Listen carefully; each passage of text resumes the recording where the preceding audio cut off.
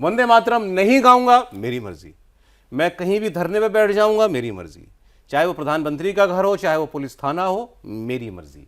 राहुल गांधी इस वक्त मन मर्जी से चल रहे हैं, और गलत या सही हो यह रहा है कि उनकी मर्जी पूरी हो जा रही है। वंदे मातरम नहीं गाए तो क्या हो गया? थाने में एफआईआर कराने के लिए गए तो 6 घंटे वहां बैठे रहे, एफआईआर कराई।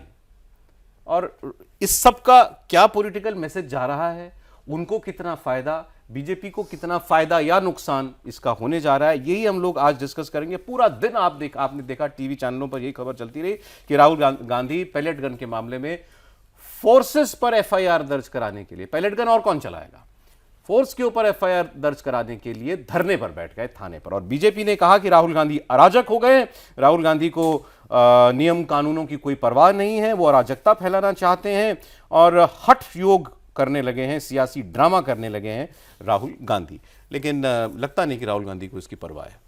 और बिल्कुल सौरभ, और मर्जी के जो आपने 2-3 उदाहरण बताए उसमें और भी जोड़ देंगे, जैसे पार्लियामेंट नहीं चलने दूंगा क्योंकि मेरी मर्जी कि हमको ये डिबेट चाहिए, और जब वो डिबेट मिल रहा है तो डिबेट नहीं करूंगा क्योंकि मेरी मर्जी। हाँ, तो वो लाइन तो उन्होंने एकदम से पकड़ ली है। उसके पहले जो उन्होंने ये कहा था ना कि जब सरकार 1 साल नहीं चलेगी और इस तरह की चीज़ें, तो समझ में आ सकता है कि निश्चित तौर पर उनकी अपनी एक डिज़ाइन बन चुकी है कि अब मुझे पॉलिटिक्स को इस तरीके से ही लेकर जाना है।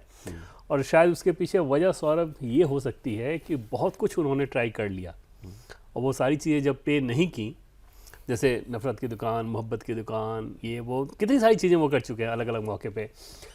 अब आके उनको ये लगा होगा कि भाई अगर नरेंद्र मोदी के हिसाब से बात करें तो नरेंद्र मोदी, गृहमंत्री अमित शाह तो वही है ना जो थे, तो फिर पार्लियामेंट में वो जाके झप्पियाँ करना वो क्या था? आज फिर वो भाषा क्या है? इसका मतलब क्या था कि आपने जितने तरीके आजमाए थे, जब वो तरीके फेल हो गए तो ये एक तरह से और ये तरीका कि अब हर चीज़ को मैं डिस्टर्ब करके, और उस तरह से आप कह सकते हैं कि ख़ास तौर पे जो लोग नरेंद्र मोदी का विरोध करते हैं उनके अंदर में एक हीरो के तौर पे कि हाँ मैं झुका देता हूँ। हाँ बिल्कुल बिल्कुल, मैसेज तो यही है ना कि मैं जो चाहता हूँ वो कर लेता हूँ। हाँ, सरकार मेरा कुछ नहीं बिगाड़ पाती। बिल्कुल। और पीएम मोदी और गृहमंत्री अमित शाह की छवि के हिसाब से देखें तो उनकी छवि कैसे रही है कि एक अजय टाइप से, ठीक, आमतौर पर ये हारते नहीं, ये जीतते हैं और मजबूत दमदार। लेकिन ये सारी छवि 2 चीज़ों से बनी। एक तो ये कि जैसे पॉलिटिकली ये छवि बनी इस लिहाज से कि उन्होंने इलेक्टोरेट विक्ट्री उनको इतनी मिली। दूसरी छवि गवर्नेंस के हिसाब से इस लिहाज से बनी कि उन्होंने बड़े बड़े फैसले किए, उन फैसलों को धरातल पे उतारा विरोध के बावजूद। तो इन 2 चीज़ों के चलते, जैसे धारा 370 को हटाना बड़ी छवि थी कि भाई माहौल बनाया जा रहा था कि देश में क्या हो जाएगा, कश्मीर में क्या हो जाएगा, अंतर्राष्ट्रीय स्तर पर किस प्रकार से दबाव पड़ेगा, सारी चीज़ें नहीं हुई। नक्सलवाद खत्म करने का डेडलाइन देके ख़त्म करना, आप समझ सकते हैं कितनी बड़ी चीज़ थी। तो ये सारी चीज़ें वो करते रहे।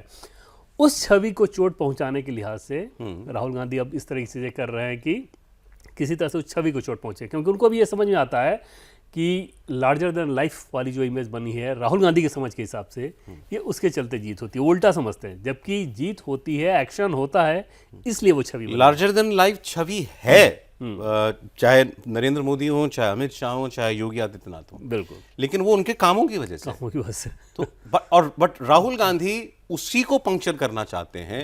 और अभी इन दिनों ऐसा दिखाई दे रहा है कि वो हर अवेलेबल मौके पर सरकार के साथ कन्फ्रंटेशन करना चाहते हैं, खुद सामने से आकर कन्फ्रंटेशन मोल लेना चाहते हैं, और वो होता भी है। और जैसे अब प्रधानमंत्री के आवास पर धरना देने के लिए गए, सड़क पर लेट गए, पुलिस को जबरदस्ती ही उठाना पड़ा और फिर रात को छोड़ भी देना पड़ा।